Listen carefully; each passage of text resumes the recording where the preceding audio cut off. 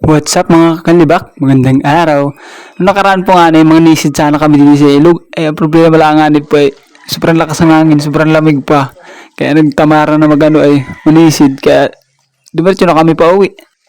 Pagkakit mo ay namin din sa kalsada ay dumaan po nga kami muna din kay Cherry at birthday nga din. Ang tibay, madahan na birthday na eh. Tapos nakita mo nga namin na rin mga hipon na rin po nga ni huli ni Edgar. Handa po ni Cherry yan. Tapos rin pong pukyutan na rin oh.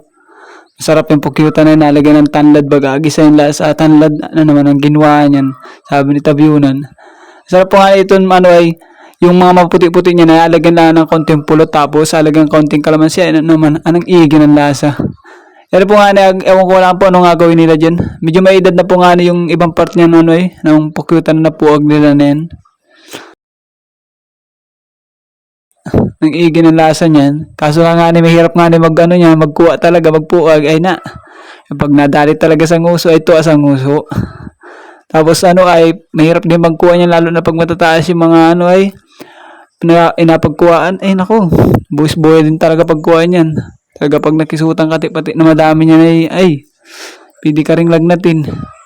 Maigir makisut yung gulpin sakit, mas masakit pa sa pinig. Ay na, kanamang igi pag nakisutan. Masarap nga nito, bihira na rin lang kami makakain ng ganito kasi nga mahirap nga magkuha nito tapos bihira na rin lang nagakuha nito dito sa amin. Bihira ka na rin makukuha. Tapos yung pulot niya ng mahal. Mahal binibinta yung pulot niyan dito sa amin. Masarap kasi yung pulot niyan. Kung sinapainom doon sa mga bata. Tapos minsan inapanglagay namin doon sa mga ay alagang bila-bila.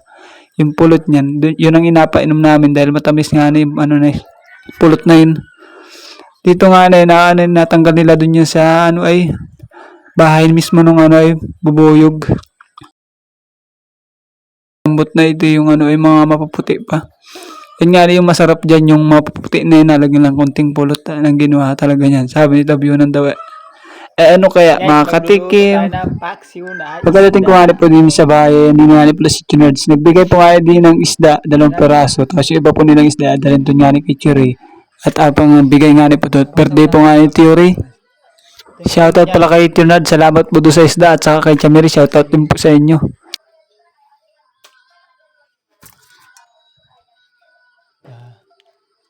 Natulo.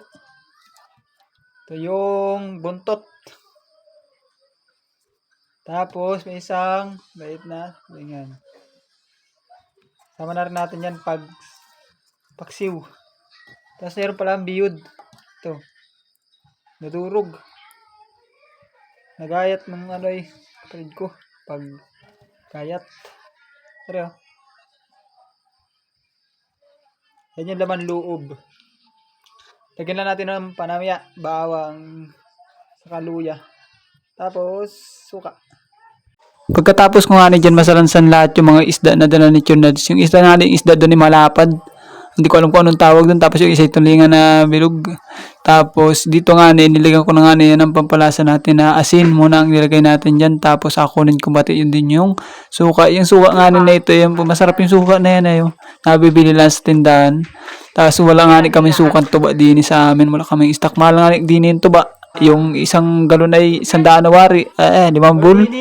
Anong mahal. Tapos naglagay pa nga ako din ng 3 buong tatlong pingas ng 2 utal-utal ay 3 pirasong bawang lamang luko talaga.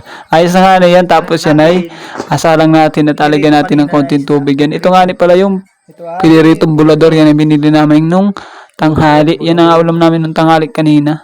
Tapos dito nga sinalang ko na nagakulo-kulo na nga kitang-kita mo naman yan. Hindi ko alam kung anong tawag sa isda na yan. Masarap din daw dyan na iniyaw. Sabi ni Tito Nurse.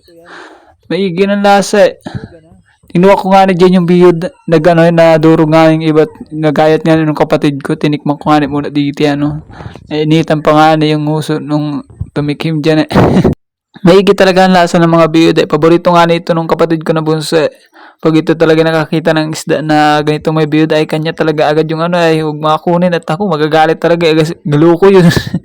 Ang sarap nga ng ganito mga biyod na part ng isda Kaso bihira din lagi ka makakakita talaga ng ganito ng part ng mga isda na may biyod nga Iba nga yung mga payat ng isda. Pero walang biyod, walang ganyang itlog. Masarap siya. Okay naman. Salamat pala doon sa kay Tito Nads at shoutout na rin po doon sa mga solid followers natin dyan. Salamat po sa inyo.